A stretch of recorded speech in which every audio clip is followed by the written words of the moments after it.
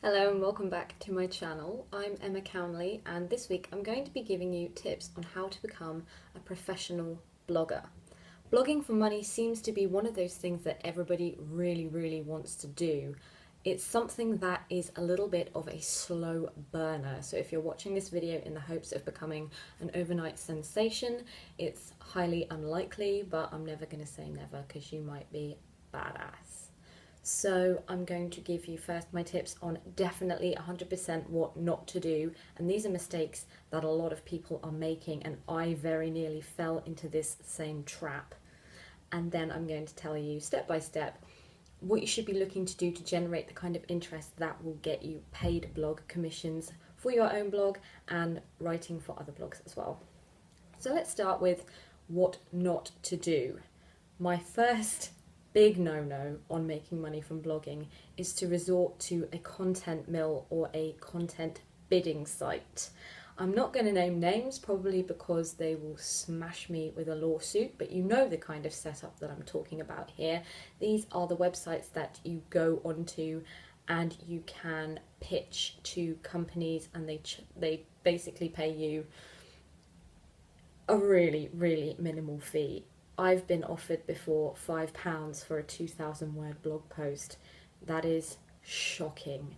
And the really worrying thing about these websites is that they will make you believe that your prices are expensive. And when we're talking about £5 for a 2,000 word blog post, I'm telling you, that is rock bottom cheap. You are never going to earn a living making money on content mills and content bidding sites. Please don't do it. It really devalues the craft of writing. It eats away all your time and it makes you feel like you're never going to get anywhere. You would have to write, oh my God, I went through a phase. I worked with another company who I again will not name. I was churning out, I'm going to say 15 blog posts a week. And each month I was barely making £300 on it. It's really not worth it. And the hoops you have to jump through in order to reach their goals and expectations are ridiculous. I spent so much time researching keywords and reputable sources for the content that, oh my God, really don't do it. It won't get you anywhere, and it certainly won't help you build up a credible, decent reputation as a professional blogger. So skip that step altogether. Don't need it. It really won't do you any favours. My second big no-no is never work for free. Never work for free. People will try to use the do it for exposure angle. Don't, ever. Exposure will not pay your bills, and it's highly unlikely that it will help you build the level of credibility that you're looking for. So now that we've covered what to avoid, let's go through the things that you should be looking to do in order to get your blogging reputation up to the standard where people are willing to pay you for your content. First and foremost, obviously, you need to start your own blog.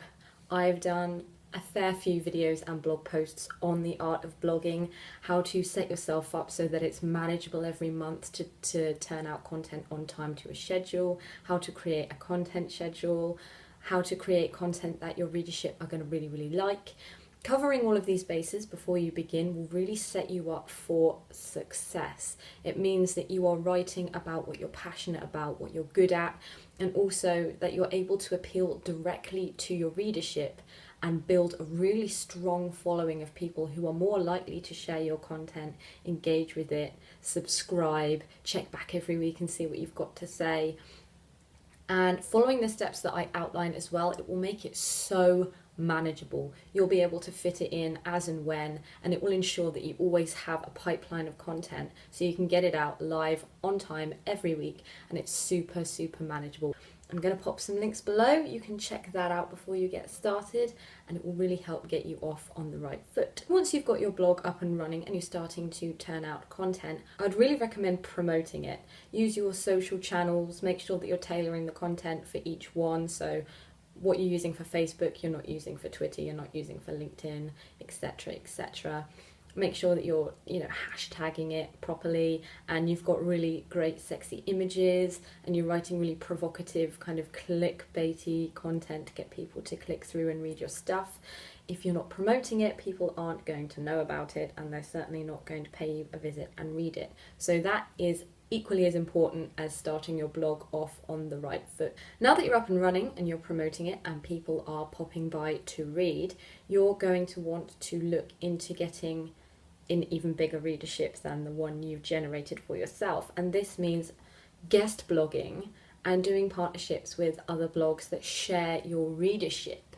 So if you have done the correct amount of research on the people that read your blog, you'll know the other blogs that they like to follow, other brands that they like, people they admire, and then it's worth approaching them, pitching them some blog article ideas, things that they might be happy to have on their site. Craft up a lovely email with some pitches. Say, I'd really love the chance to work with you and write with you. I have these ideas. Let me know what you think. And then you can subsequently jump across and start to pitch to their readership and vice versa. Include your author bio with a nice link to your own blog, and you can start to reach out into other avenues and expand your following. Getting paid to blog works in two ways. You can get paid to write your own blog posts by another company that wants to sponsor you, or you can pitch article ideas to those companies and say, this is how much it will be roughly, these are the ideas I have, let me know if you're interested, and then you can start to build up regular clients. It's this kind of approach that really works, as I said, as a slow burner. You start to build up those regular clients, you start to build up your own reputation, and then eventually, maybe in 6 months or a year, you're in a position where you're able to leave perhaps your full-time job and actually blog for a living, which as a professional blogger, I have to say, is really fun. You learn so much stuff about so much stuff. It's incredible, and it's really awesome as a job. In fact, you can even follow some of the tips that I outlined in my video, How to Be a Copywriter. I go into how to create your own blog to then use as a portfolio for writing jobs. This follows a similar format to that. I'll also include a link to my video on how to write cold pitch emails. You'll be able to use that to pitch ideas to prospective blogging clients as well, and really go about that in the right way, because writing cold pitch emails is an art form in itself. Those are my tips on how to become a professional blogger. Avoid content mills and bidding sites.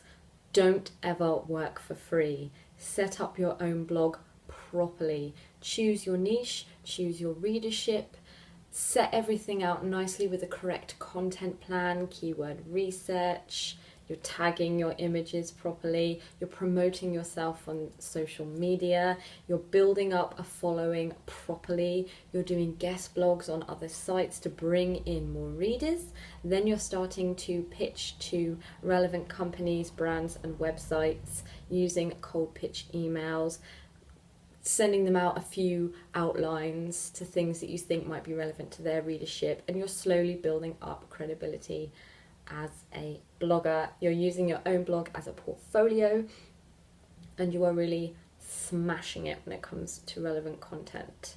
I'd also like to take this moment to point out that you can't just write about whatever you want, whenever you want, and expect to get to that place. It doesn't work that way. You have to be writing relevant content for a readership, for a precise readership. This means really nailing who it is you're writing for, what they're interested in, and what times of the week they like to read, how they like to read it. That way you are honing right in on those people, rather than sporadically doing whatever you feel or whatever you think. You need a targeted approach if you're going to make any kind of headway. So that's about it for this week. If you have any other questions that you'd like me to answer, you can pop a comment in the box below and I'll get back to you, or I'll make you your very own Kiss My A's video, which is pretty special, if I may say so myself. You can also call me out on Twitter at EJ Cownley and ask me a question, and I'll give you my answers. And until next week, take care.